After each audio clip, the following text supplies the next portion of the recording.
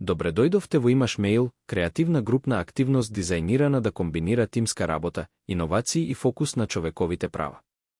Започнете така што ќе ги поделите учесниците во мали групи од 3 до 4 лица.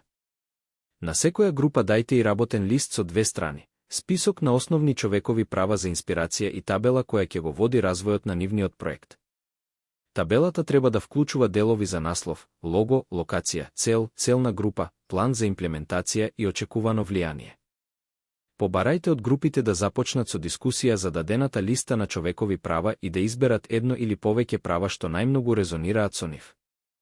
Упатете ги да ја користат табелата на работниот лист за да го развијат својот проект, чекор по чекор. Охрабрете ги да бидат што е можно покреативни и подетални. Откако ќе ги завршат своите проекти, нека ги презентираат идеите пред другите во класот.